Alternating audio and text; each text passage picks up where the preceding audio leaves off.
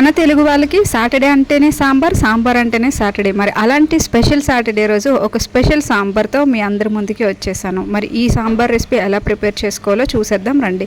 ముందుగా ఒక కుక్కర్ తీసుకొని దానిలో కొంచెం కందిపప్పు వేసి క్లీన్ చేసి పక్కన పెట్టుకోండి. ఇప్పుడు దానిలోనే కొంచెం వాటర్, అలాగే 2 టమాటాలు, కొంచెం కరివేపాకు, కొద్దిగా పసుపు వేసి మూత పెట్టి ఒక 4 విజిల్స్ వేయించుకోండి. ఇప్పుడు మీకు అవైలబిలిటీలో ఉన్న అన్ని వెజిటేబుల్స్ని కూడా మనము సాంబార్లోకి వేసుకోవచ్చు. ఇప్పుడు కుక్కర్ తీసుకొని దానిలో కొంచెం ఆయిల్ వేసి పోపు దినుసులు వేసి ఆనియన్స్, గ్రీన్ చిల్లీస్, అలాగే మనం కట్ చేసి పెట్టుకున్న అన్ని వెజిటేబుల్స్ ఒకదాని తర్వాత ఒకటి వేసుకొని వాటన్నిటిని కూడా బాగా ఫ్రై చేసుకోండి. ఇవన్నీ కొంచెం ఆయిల్లో ఫ్రై అవ్వడం వల్ల సాంబార్కి అడిషనల్ టేస్ట్ అనేది వస్తుంది.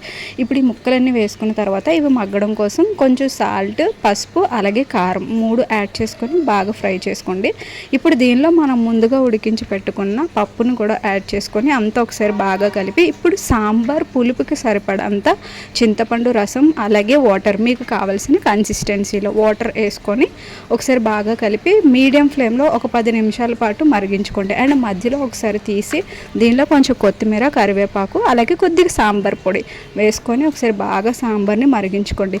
సాంబార్ అంతా కూడా ఒక 10 నిమిషాలు మరిగించుకుంటే రెడీ అవుతుంది. ఇప్పుడు సాంబార్లో తాలింపు కోసం ఒక చిన్న ప్యాన్ తీసుకొని దానిలో కొంచెం నెయ్యి, కొంచెం ఆయిల్.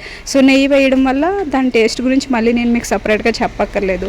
అదంతా ఫ్రై అయిన తర్వాత పోపు దినుసులు వేసుకొని పోపు అంతా బాగా ఫ్రై అయిన తర్వాత మన సాంబార్లోకి ట్రాన్స్ఫర్ చేసేసుకోండి. అంతే అండి, టేస్టీ సాంబార్ రెడీ. మరి రెసిపీ నచ్చితే లైక్